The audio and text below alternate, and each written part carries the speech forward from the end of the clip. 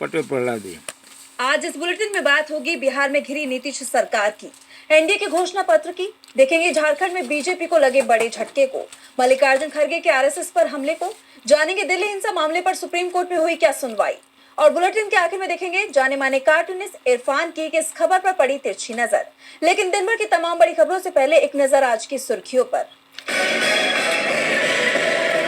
Supreme court का बड़ा फैसला, अब कानूनी सलाह पर वकीलों को समन नहीं भेज सकती जांच एजेंसियां, ईडी ने 2 वकीलों को भेजा था समन। चीन के घुसपैठ पर सुब्रमण्यम स्वामी का बड़ा बयान, पीएम मोदी पर बोला हमला, लिखा चीन ने कब्जा ली हमारी जमीन, लेकिन पीएम मोदी कहते रहे कोई नहीं आया। भारत अमेरिका में हुआ 10 लाख का defence agreement, US advance technology करेगा शेयर, एक दिन पहले ईरान के चाबहार पोर्ट पर भारत को प्रतिबंधों से दी है छूट। और शेयर बाजार में भारी गिरावट, 465 अंकों की गिरावट के साथ 83,938 पर बंद हुआ सेंसेक्स, तो 155 अंकों की गिरावट के साथ 25,722 पर बंद हुआ निफ्टी। ये तो थी सुर्खियां। अब बात आज की सबसे बड़ी खबर की। बिहार विधानसभा चुनाव में जंगल राज पर जंग शुरू हो गई है। कानून व्यवस्था के मोर्चे पर इस बार नीतीश बुरी तरह से घिर गए हैं। पार्टी के उम्मीदवार पर विपक्ष के नेता की जान लेने का मुकदमा दर्ज हो गया है। तेजस्वी यादव ने इसे लेकर बीजेपी और चुनाव आयोग को भी घेर लिया है। देखिए रिपोर्ट। बिहार विधानसभा चुनाव में इस बार हिंसा की छाया पड़ गई है। महागठबंधन ये दावा तो पहले से ही कर रहा था कि नीतीश कुमार बीजेपी के दबाव में है, उनकी सरकार का रिमोट पीएम मोदी के हाथ में है। लेकिन अब बिहार में कानून व्यवस्था की स्थिति की जिस तरह से धज्जियां उड़ रही हैं, उससे नीतीश कुमार भी सवालों में आ गए हैं।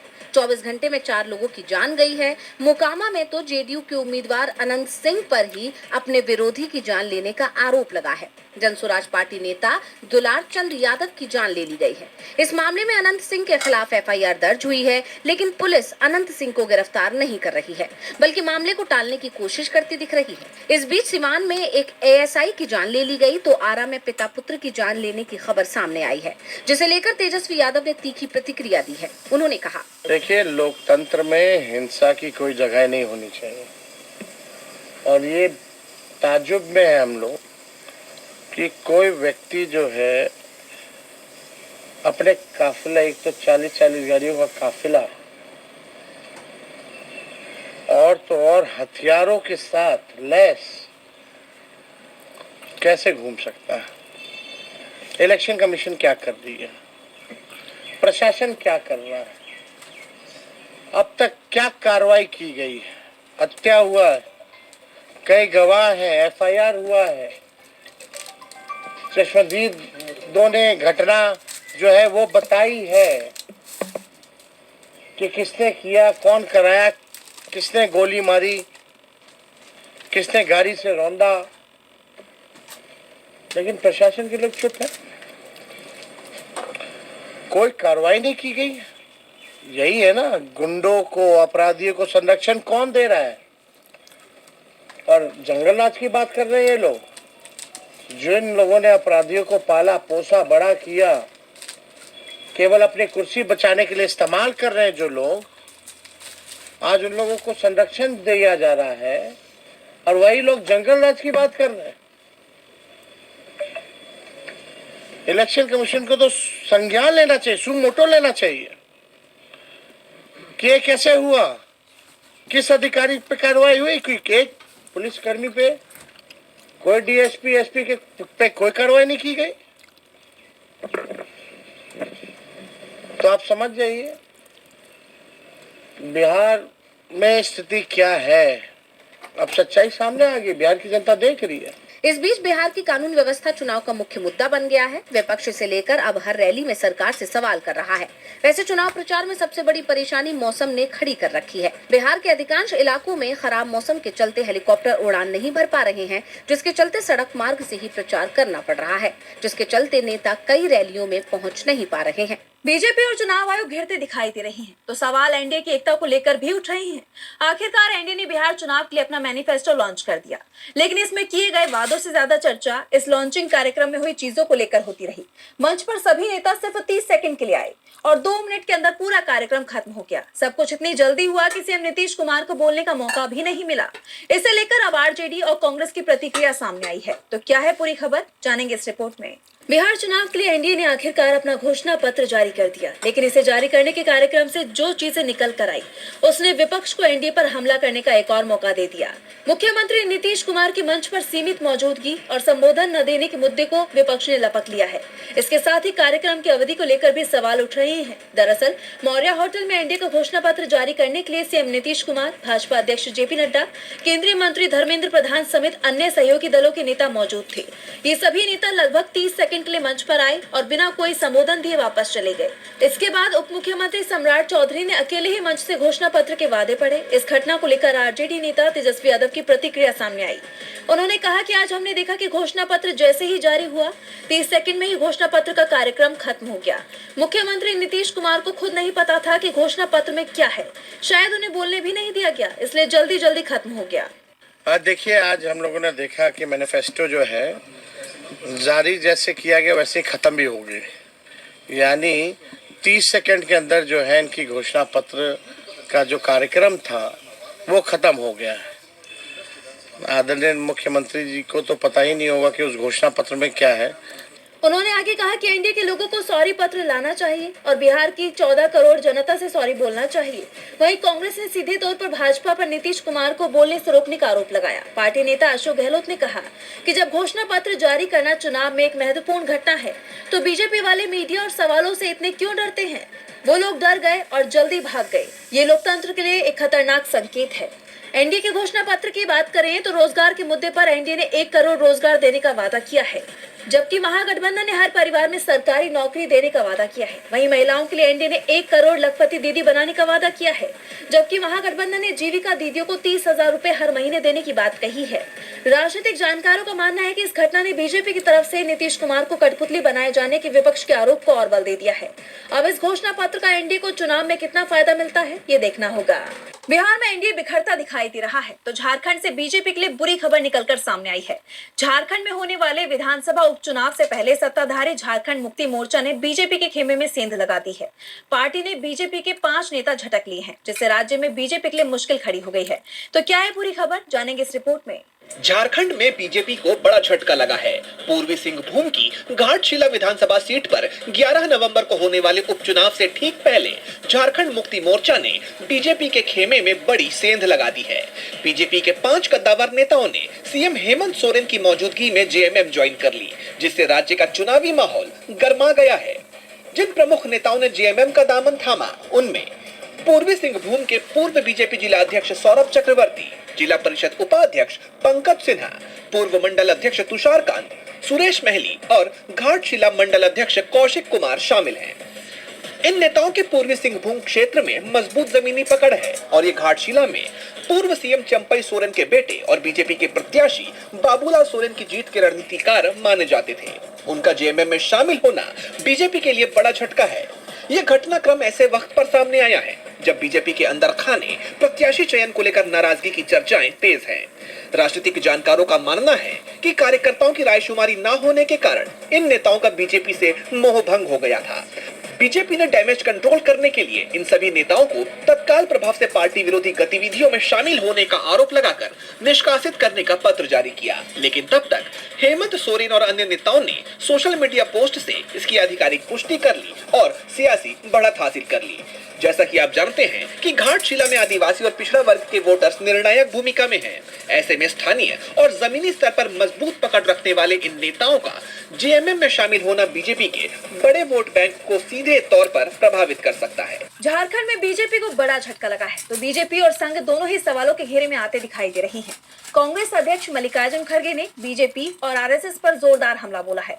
उन्होंने भारत के पूर्व उप प्रधानमंत्री सरदार वल्लभ भाई पटेल को उनकी जयंती पर याद करते हुए आरएसएस के लिए बड़ी बात कह दी है। तो क्या कुछ कहा उन्होंने, जानने के लिए देखिए रिपोर्ट। कांग्रेस अध्यक्ष मल्लिकार्जुन खड़गे हमेशा बीजेपी और राष्ट्रीय स्वयंसेवक संघ पर हमलावर रहते हैं और कई आरोप लगाते हुए नजर आते हैं। इसी कड़ी में अब एक बार फिर उन्होंने भारत के पूर्व उप प्रधानमंत्री सरदार वल्लभ भाई पटेल को उनकी जयंती पर याद करते हुए आरएसएस पर निशाना साधा। उन्होंने दिल्ली में एक प्रेस कॉन्फ्रेंस में कहा कि ये मेरा विचार है और मैं खुलकर बोलूंगा कि आरएसएस पर बैन लगाना चाहिए। अगर पीएम नरेंद्र मोदी, गृह मंत्री अमित शाह सरदार वल्लभ भाई पटेल के विचारों का सम्मान करते हैं तो ऐसा करें। देश में भाजपा आरएसएस के कारण कानून व्यवस्था की दिक्कतें हो रही हैं।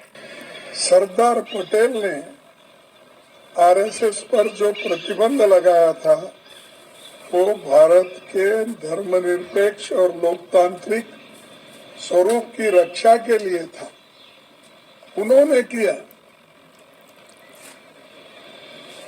अब जो नेता देश के हित में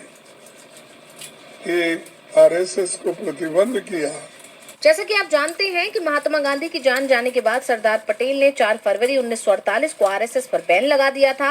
उस वक्त वो देश के गृह मंत्री थे। उन्होंने प्रतिबंध लगाते हुए चिट्ठी में कहा था कि इसमें कोई दो राय नहीं कि आरएसएस ने हिंदू समाज की सेवा की है। जहां भी समाज को जरूरत महसूस हुई वहां संघ ने बढ़ चढ़कर सेवा की। ये सच मानने में कोई हर्ज नहीं है, पर इसका एक चेहरा और भी है जो मुसलमानों से बदला लेने के लिए उन पर हमले करता है। हिंदुओं की मदद करना एक बात है, लेकिन गरीब, असहाय, महिला और बच्चों पर हमला असहनीय है। Ever wondered what your home looks like from space? नेता आज सरदार पटेल को याद कर रहे हैं, उन्हें श्रद्धांजलि दे रहे हैं। पीएम मोदी ने आज एकता की शपथ दिलाई और इस साल से पटेल जयंती पर सैन्य परेड शुरू की गई है। लेकिन विपक्ष बीजेपी को बार बार याद दिला रहा है कि ये वही पटेल हैं जिन्होंने गांधी जी की जान जाने के बाद संघ पर ही बैन लगा दिया था। खड़गे के बयान को लेकर हर तरफ चर्चा हो रही है, तो चर्चा में दिल्ली हिंसा मामला भी बना हुआ है।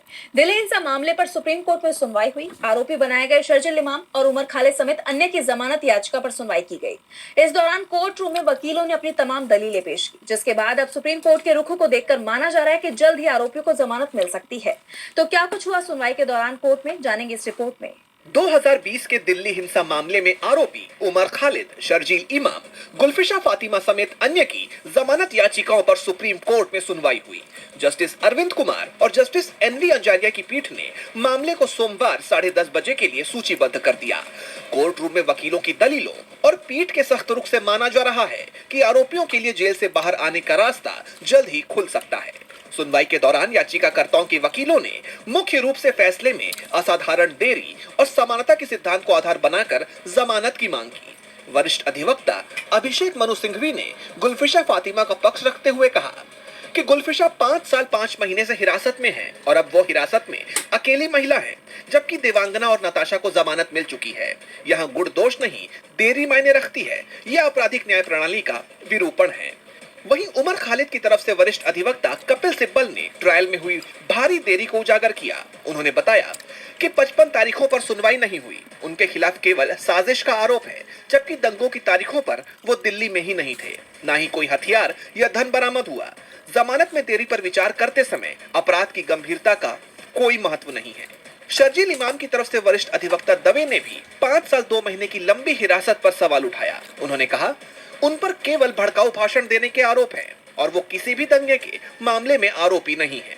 पीठ ने सुनवाई के दौरान अभियोजन पक्ष से भी काउंटर दाखिल करने में देरी पर सवाल किया, जिससे साफ है कि सुप्रीम कोर्ट अब निष्पक्ष ट्रायल में हो रही देरी को गंभीरता से ले रहा है। इन सब के बीच सभी की निगाहें अब सोमवार को होने वाली अगली सुनवाई पर टिकी हैं। अब सबकी नजरें सुप्रीम कोर्ट की अगली सुनवाई पर बनी हुई हैं। तो ईवीएम को लेकर खुलासे के बाद सवाल उठ रहे हैं कि क्या ये मामला एक बार फिर सुप्रीम कोर्ट जाएगा। हाल ही में कांग्रेस सांसद राहुल गांधी और शिवसेना यूबीटी नेता आदित्य ठाकरे ने वोट चोरी को लेकर खुलासा किया था और अब मनसे चीफ राज ठाकरे ने ईवीएम में गड़बड़ी को लेकर प्रेजेंटेशन दिया है, जिसके बाद कई सवाल खड़े हो गए हैं। तो क्या खुलासा किया राज ठाकरे ने, जानने के लिए देखिए ये रिपोर्ट। महाराष्ट्र में विधानसभा चुनाव के नतीजों पर कई सवाल खड़े हुए। विपक्ष ने ईवीएम में धांधली की बात कही और एनडीए की जीत को फर्जी बताया और अब एक बार फिर इलेक्ट्रॉनिक वोटिंग मशीन यानी ईवीएम में गड़बड़ी को लेकर सवाल खड़े होते नजर आ रही हैं। मनसे चीफ राज ठाकरे ने अपने कार्यकर्ताओं को संबोधित किया और इस दौरान उन्होंने ईवीएम में किस तरह से फर्जीवाड़ा होता है इसको लेकर एक प्रेजेंटेशन दिया। इसके लिए 2 मशीन एक्सपर्ट को भी बुलाया गया। एमएनसी चीफ ने कहा, मैं ये बात कई सालों से कह रहा हूँ। लोग कहते हैं कि राज ठाकरे की सभाओं में जीत तो होती है, लेकिन वो वोट में नहीं बदलती। इसी वजह से हमारी हार होती है। पिछले 5 सालों से चुनाव नहीं हुए हैं। पूरा खेल फिक्स है। चुनाव आयोग कहता है कि सीसीटीवी लगाना प्राइवेसी का उल्लंघन है। ये बात समझ में नहीं आती। उसके लिए बहाने बनाए जाते हैं। जब मतदाता सूची साफ हो जाए तब चुनाव कराओ। अगर हम हारते हैं तो हम हार स्वीकार करेंगे। चुनाव कराकर सत्ता में आने के बाद मनमानी की जाती है। इन सभी शहरों पर इनकी नजर है। उनके इस बयान ने बीजेपी और चुनाव आयोग में खलबली मचा दी है। राज ठाकरे यही नहीं रुके। उन्होंने आगे अडानी का जिक्र करते हुए कहा कि रायगढ़ और शिवनेरी में पर्यटन के नाम पर 2014 after EVM scam, some BJP terrorist hijack house. That is truth. India have 11 years no PM. Only garbage item. नवंबर को चुनाव आयोग के खिलाफ बड़ा मार्च निकालेंगे। ऐसे में चुनाव आयोग की परेशानी बढ़नी तय मानी जा रही है। राज ठाकरे ने बीजेपी की टेंशन बढ़ा दी है तो सुप्रीम कोर्ट ने राज्य सरकारों को कड़ी फटकार लगाई है। आवारा कुत्तों का मामला लगातार सुर्खियों में बना हुआ है। इस मामले की सुनवाई सुप्रीम कोर्ट में जारी है और अब एक बार फिर आवारा कुत्तों के मामले की सुनवाई हुई। इस दौरान कोर्ट ने सख्त रुख अपनाते हुए तमाम राज्य सरकारों को फटकार लगाई। तो क्यों सरकार पर भड़का सुप्रीम कोर्ट, जानेंगे इस रिपोर्ट में। आवारा कुत्तों के मामले में सुप्रीम कोर्ट तमाम राज्य सरकारों पर भड़क उठा है। सुप्रीम कोर्ट ने राज्य सरकारों को कड़ी फटकार लगाई है। दरअसल आवारा कुत्तों के मामले में कोर्ट में सुनवाई हुई। इस दौरान कोर्ट ने सभी राज्यों के मुख्य सचिवों को कोर्ट में पेश होने का आदेश दिया। सॉलिसिटर जनरल तुषार मेहता ने राज्य और केंद्र शासित प्रदेशों के मुख्य सचिवों को पेश होने से छूट देने की मांग की, लेकिन जस्टिस विक्रम नाथ और जस्टिस संदीप मेहता की बेंच ने इसे खारिज कर दिया। जस्टिस नाथ ने कहा, नहीं, उन्हें प्रत्यक्ष रूप से आने दे। जब हम मुख्य सचिवों से हलफनामा दाखिल करने के लिए कहते हैं तो वो इस पर चुप्पी साधे रहते हैं। ये बहुत दुर्भाग्यपूर्ण है कि कोर्ट यहाँ समय दे रहा है। सरकार नियम बनाती है, कोई कार्रवाई नहीं करती। हमारे आदेश का कोई सम्मान नहीं है। कोर्ट के आदेश पर सरकार स्कैम गवर्नमेंट 4000 स्कैम हम उनसे निपट लेंगे। उन्हें खुद आकर बताना होगा कि कोर्ट के आदेश पर जवाब क्यों नहीं दिया। दरअसल सुप्रीम कोर्ट ने 27 अक्टूबर को पश्चिम बंगाल और तेलंगाना को छोड़कर बाकी सभी राज्यों के मुख्य सचिवों से जवाब मांगा था, लेकिन ज्यादातर राज्यों ने जवाब दाखिल नहीं किया, जिसको लेकर आज सुप्रीम कोर्ट का गुस्सा फूट पड़ा और अब सुप्रीम कोर्ट ने सख्त रुख अपनाते हुए मुख्य सचिवों को 3 नवंबर को व्यक्तिगत रूप से पेश होने का आदेश दिया है। और अब अगर मुख्य सचिव पेश नहीं होते हैं तो कोर्ट की तरफ से कोई बड़ा एक्शन भी लिया जा सकता है। बता दें कि सुप्रीम कोर्ट आवारा कुत्तों के काटने से होने वाले रेबिस के बारे में एक रिपोर्ट पर एक्शन लेते हुए इस मामले की सुनवाई कर रहा है। ऐसे में अब सबकी नजरें अगली सुनवाई पर टिकी हुई है। और बुलेटिन के आखिर में देखेंगे जाने माने कार्टूनिस्ट इरफान की किस खबर पर पड़ी तिरछी नजर।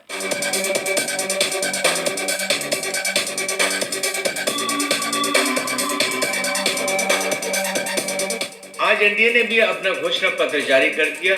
घोषणा पत्र हालांकि एनडीए के खास और बिहार के मुख्यमंत्री नीतीश कुमार ने जारी नहीं किया है। इस पर कांग्रेस के प्रभारी अशोक गहलोत ने कहा कि भाई ये तो घोषणा पत्र सिर्फ 26 सेकंड में ही जारी किया गया है। 26 सेकंड में तो सिर्फ वो ही जारी करेगा जिसे कुछ करना ही नहीं है।